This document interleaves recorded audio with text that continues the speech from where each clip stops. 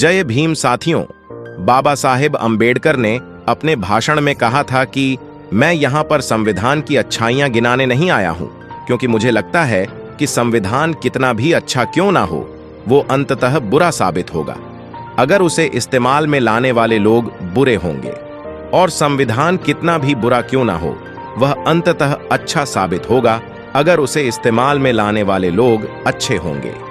विश्व के सबसे बड़े लिखित संविधान के रचयिता डॉक्टर भीमराव अंबेडकर, जिन्हें अपने बचपन में घोर जातिवाद का सामना करना पड़ा, अपने स्कूल में उच्च वर्ग के विद्यार्थियों से दूर जमीन पर बैठकर पढ़ना पड़ता था। बाबा साहेब अंबेडकर ने अपने बाल अपनी बड़ी बहन से कटवाने पड़ते थे, क्योंकि गांव का कोई नाई इन्हें हाथ लगाकर दूषित नहीं होना चाहता था, और जिन्हें समाज की इस घिनौनी विचारधारा की वजह से अपना सरनेम सकपाल से बदलकर अंबेडकर करना पड़ा था। फिर भी वो इतनी शिक्षा प्राप्त कर चुके थे कि उन्हें भारत का सबसे ज्यादा पढ़ा लिखा व्यक्ति माना जाने लगा। कैसे उन्होंने अपने लोगों के हक के लिए दशकों तक आवाज उठाई, क्यों बाबा साहेब अपनी सेहत पर ध्यान न देकर भारत के महान संविधान की रचना कर रहे थे, और आखिर में तो वह अपना धर्म ही बदल बैठे, जो बौद्ध धर्म अपनाया, और इस धर्म को अपनाते वक्त उन्होंने कौन सी 22 प्रतिज्ञाएं ली थीं, जिन पर काफी विवाद हुआ था। आज जानेंगे बाबा साहब भीमराव अंबेडकर के जीवन से जुड़ी ऐसी कुछ अनसुनी अनकही बातें। लेकिन उसके पहले नए दर्शक जल्दी से चैनल को सब्सक्राइब कर दीजिए। तो चलिए शुरू करते हैं इस वीडियो को।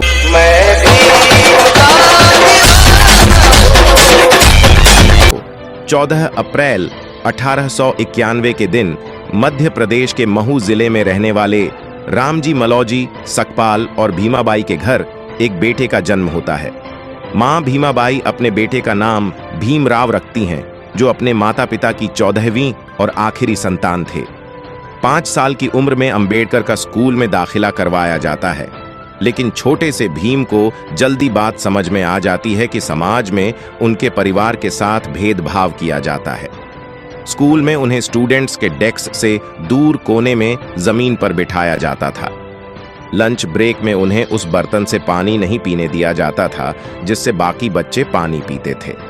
उनके बचपन से जुड़ा एक आंखों में आंसू ला देने वाला किस्सा यह है कि एक बार भीमराव और उनके बड़े भाई को गर्मियों की छुट्टियां मनाने के लिए कोरेगांव जाना था, जहां उनके पिता नौकरी करते थे। दोनों भाई ट्रेन में बैठकर कोरेगांव पहुंच जाते हैं, लेकिन काफी देर इंतजार करने के बावजूद उनके पिता रामजी सकपाल उन्हें लेने के लिए स्टेशन नहीं पहुंचते। भीमराव और उनके भाई ने साफ सुथरे कपड़े पहन रखे थे और उनके चेहरे पर मासूमियत झलक रही थी, जो देख स्टेशन मास्टर इनके पास आकर पूछता है, तुम कौन हो और कहां जा रहे हो? तभी भीमराव बिना कुछ सोचे समझे ये बता देते हैं कि वह महार जाति के दलित हैं। ये बात सुनकर स्टेशन मास्टर के चेहरे के भाव बदल जाते हैं और वह इन्हें बिना कुछ कहे वहां से चला जाता है। कुछ देर बाद दोनों भाई अपने पिता तक पहुंचने के लिए एक बैलगाड़ी किराए पर लेने की सोचते हैं, लेकिन बैलगाड़ी चालकों तक भी यह बात पहुंच चुकी थी कि ये लोग अछूत हैं और वह इनसे बात भी नहीं करना चाहते थे।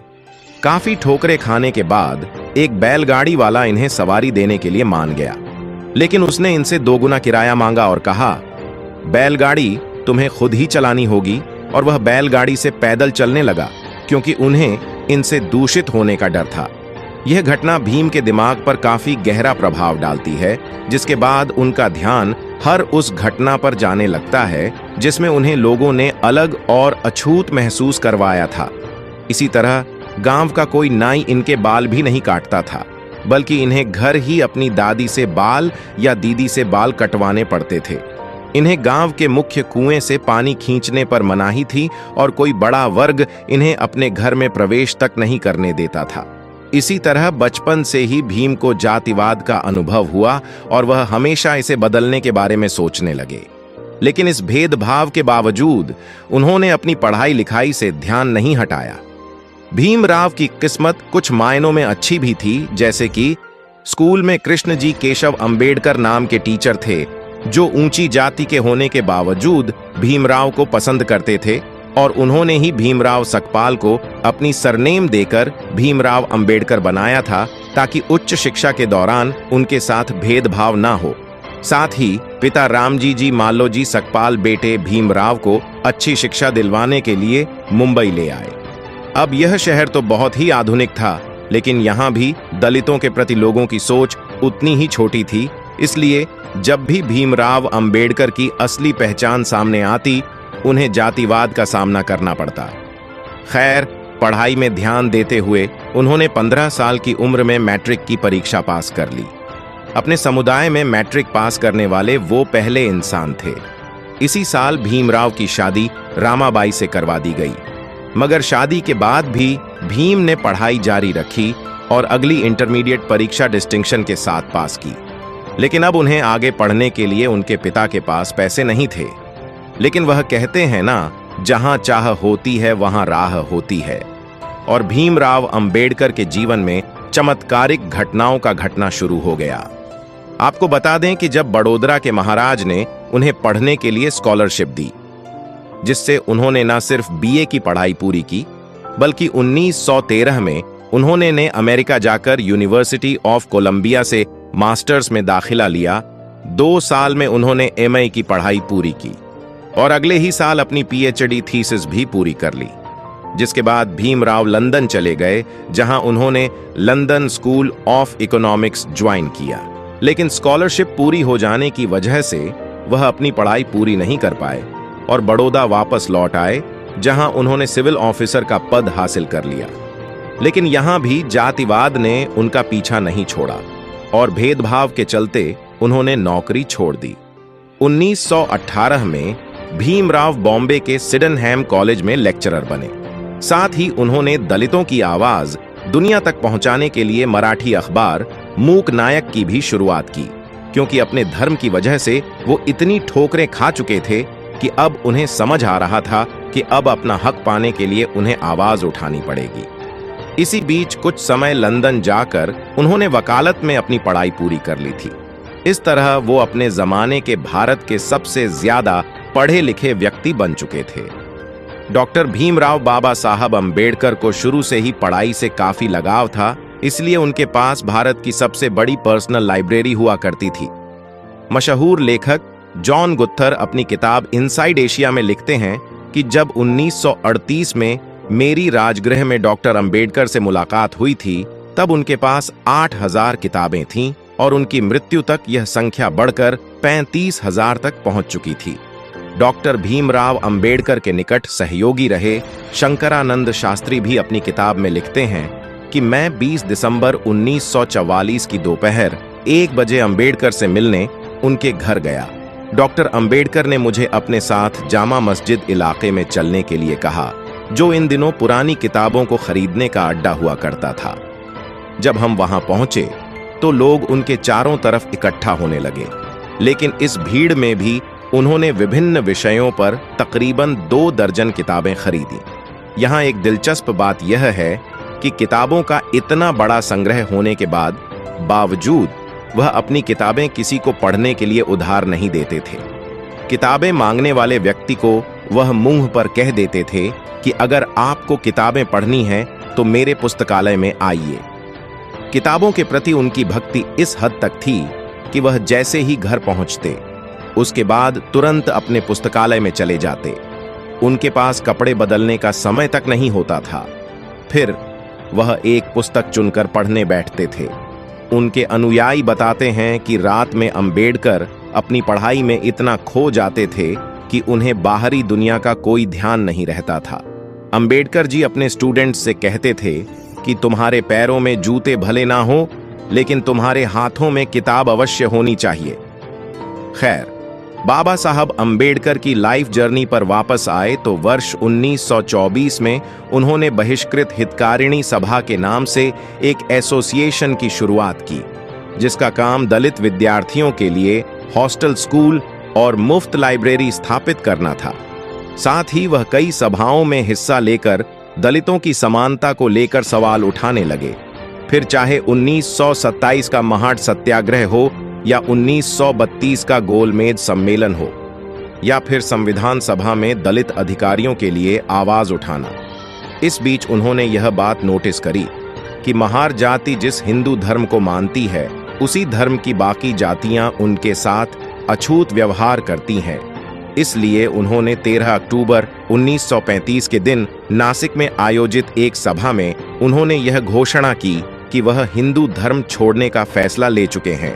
पहले तो महार जाति के कुछ लोगों को झिझक हुई, लेकिन 1936 में बाबा साहब ने महार सम्मेलन में मुक्ति कोण पथे यानी मुक्ति क्या है नामक भाषण दिया, जिसमें उन्होंने तर्क के साथ समझाया कि दलितों को अपना धर्म परिवर्तन क्यों करना चाहिए। लेकिन अगले 20 साल तक वह यह तय नहीं कर पाए कि उन्हें कौन सा धर्म अपनाना चाहिए। शुरुआत में बाबा साहब का झुकाव इस्लाम धर्म की ओर था, फिर उन्हें आर्य समाज और सिख धर्म अपनाने का भी सुझाव दिया गया, जिसके बाद उन्होंने ईसाई धर्म के इतिहास को समझने की कोशिश की और दुनिया के कई धर्म तलाशे। लेकिन फिर 1955 में उन्होंने बौद्ध धर्म अपनाने का फैसला लिया। लेकिन उन्होंने बौद्ध धर्म ही क्यों चुना, तो इस सवाल का जवाब उन्होंने खुद अपने article Buddha and the future of his religion में दिया है, जिसमें उन्होंने लिखा है कि हिंदू, ईसाई, इस्लाम और बुद्ध धर्म की गहरी तुलना करने के बाद कहा कि बुद्ध किसी ईश्वर के पुत्र पैगंबर या खुद ईश्वर नहीं बल्कि एक इंसान होने का दावा करते हैं। उन्होंने एक इंसान के रूप में ही अपने धर्म का प्रचार प्रसार किया। साथ ही गौतम बुद्ध ने कभी भी चमत्कार या अलौकिक शक्ति का दावा नहीं किया और इससे काफी ज्यादा डॉक्टर अंबेडकर प्रभावित हुए। इसके अलावा बौद्ध धर्म में बाबा साहब को बाकी धर्मों से ज्यादा तार्किकता और गलती करने की गुंजाइश भी दिखी। इसके अलावा उन्होंने अपने इस लेख में कई बातों का उल्लेख किया है, इसे अपने जीवन में अपना लिया था। इसीलिए 14 अक्टूबर 1956 के दिन बाबा साहब अंबेडकर अपने 3,65,000 समर्थकों के साथ नागपुर में पूरे विधि विधान से बौद्ध धर्म को अपना चुके थे। इस दौरान उन्होंने 22 ऐसी प्रतिज्ञाएं ली थीं जिन पर पूरे देश में विवाद हुआ था। साथियों, ये प्रतिज्ञाएं सही हैं या गलत, यह तय करना हमारा फैसला नहीं है और ना ही हम इसके समर्थन में हैं या इसके खिलाफ है, बल्कि हमारा काम आपको सिर्फ इतिहास के बारे में बताना है। तो चलिए उनमें से कुछ प्रतिज्ञाएं के बारे में जानते हैं। मैं ब्रह्मा, विष्णु और महेश में ना विश्वास रखूंगा और ना पूजा करूंगा। मैं राम और कृष्ण जो भगवान माने जाते हैं उनमें आस्था नहीं रखूंगा। मैं गौरी और गणपति और अन्य देवी देवताओं में आस्था नहीं रखूंगा। मैं भगवान के अवतार में विश्वास नहीं करता। मैं कभी नहीं मानूंगा कि भगवान बुद्ध विष्णु के अवतार थे। मैं हिंदू धर्म का त्याग करता हूं जो मानवता के लिए हानिकारक है और मुझे विश्वास है कि मैं धर्म परिवर्तन द्वारा फिर से जन्म ले रहा हूं। डॉक्टर अंबेडकर की इन प्रतिज्ञाएं ने हिंदू धर्म के उनके समर्थकों को ठेस पहुंचाई थी और धर्म परिवर्तन ही उनके जीवन की इकलौती सबसे बड़ी कंट्रोवर्सी है। चलिए अब जानते हैं दुनिया के सबसे बड़े लोकतंत्र की नजर जिस पर टिकी है उस संविधान के बनने के पीछे की अनसुनी कहानी। तो 9 दिसंबर 1949 के दिन 299 सदस्यों वाली संविधान सभा की पहली बैठक हुई थी। इस सभा ने 1946 से 1949 के बीच उथल पुथल भरे 30 सालों में काम किया। इस दौरान देश में कई बड़े सांप्रदायिक दंगे हुए और देश का बंटवारा भी हुआ। इस कारण भारत और पाकिस्तान के बीच मानव इतिहास का सबसे बड़ा प्रवासी संकट पैदा हुआ।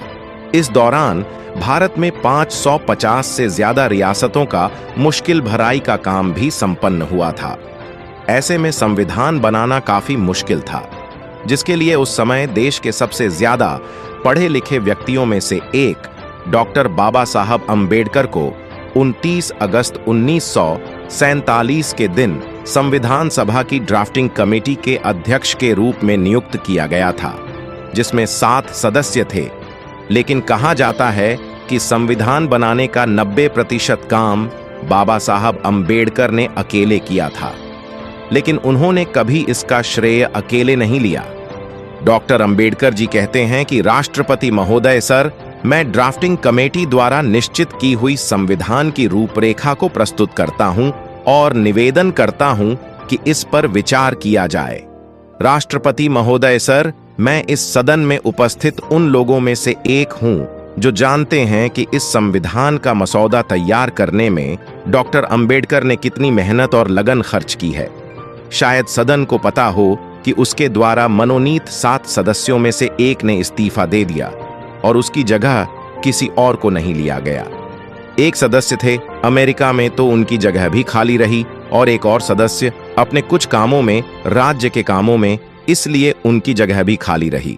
1 या 2 सदस्य दिल्ली के बाहर थे और शायद सेहत की वजह से शामिल ना हो सके, इसलिए आखिर में हुआ यूं के मसौदा तैयार करने का सारा भार पड़ा डॉक्टर अंबेडकर पर, और मुझे कोई शक नहीं, हम सब उनके अनुग्रहित हैं। डॉक्टर अंबेडकर जी कहते हैं कि मुझे जो भी श्रेय दिया जा रहा है वो मेरे अकेले का नहीं है, इसका कुछ हिस्सा जाता है सर BN राव को, जो कि हमारी इस सभा के संवैधानिक सलाहकार हैं, जिन्होंने ड्राफ्टिंग कमेटी के विचार करने के लिए संविधान का कच्चा मसौदा तैयार किया। इस श्रेय का कुछ हिस्सा उस ड्राफ्टिंग कमेटी के सदस्यों को भी जाना चाहिए। लेखक अशोक गोपाल के हाल ही में डॉक्टर अंबेडकर की जीवनी पर लिखी किताब, जिसमें उन्होंने बताया कि डॉक्टर अंबेडकर ने कैसे अपने खराब स्वास्थ्य से जूझते हुए तमाम मतभेदों को दूर करके दुनिया के सबसे बड़े संविधान में से एक को तैयार किया। इसके प्रारंभिक निर्माण के दौरान ही 2500 से ज्यादा संशोधन किए गए थे। बताया जाता है कि डायबिटीज और ब्लड प्रेशर से पीड़ित होने के बाद भी अंबेडकर ने संविधान तैयार करने में काफी श्रम किया। संविधान सभा में लगभग 100 दिनों तक खड़े होकर उन्होंने धैर्यपूर्वक हर खंड को समझाया, और 26 नवंबर और 1949 को भारत का संविधान पारित किया गया और अपनाया गया। इस दिन को संविधान दिवस या राष्ट्रीय कानून दिवस के रूप में जाना जाता है, जिसके अगले साल यानी 26 जनवरी 1950 के दिन भारत में दुनिया के इस बड़े संविधान को लागू किया गया। इसलिए 26 जनवरी को हम गणतंत्र दिवस के रूप में मनाते हैं। संविधान निर्माण के कुछ साल बाद डॉक्टर राजेंद्र प्रसाद ने स्वीकार किया कि अंबेडकर ने संविधान के कुशल पायलट की भूमिका निभाई। वहीं 6 दिसंबर 1956 के दिन बाबा साहब के निधन के बाद प्रधानमंत्री जवाहरलाल नेहरू ने भी कहा था कि संविधान बनाने में डॉक्टर अंबेडकर से ज्यादा ध्यान किसी ने नहीं दिया और ना ही किसी और ने उतनी परेशानी उठाई। तो दोस्तों, ये थी बाबा साहब भीमराव अंबेडकर के जीवन की कुछ अनकही अनसुनी कहानियां। अगर आप भी बाबा साहब के जीवन के संघर्ष, मेहनत और विचारधारा से प्रभावित हैं तो कमेंट बॉक्स में उनकी तारीफ के 2 बोल जरूर लिखें। वीडियो अच्छा लगा हो तो इसे लाइक और शेयर करके हमें सपोर्ट कीजिए। दोस्तों, आज की वीडियो में बस इतना ही। वीडियो पसंद आई हो तो एक लाइक करें, और हां, कमेंट बॉक्स में जय भीम जरूर लिखें।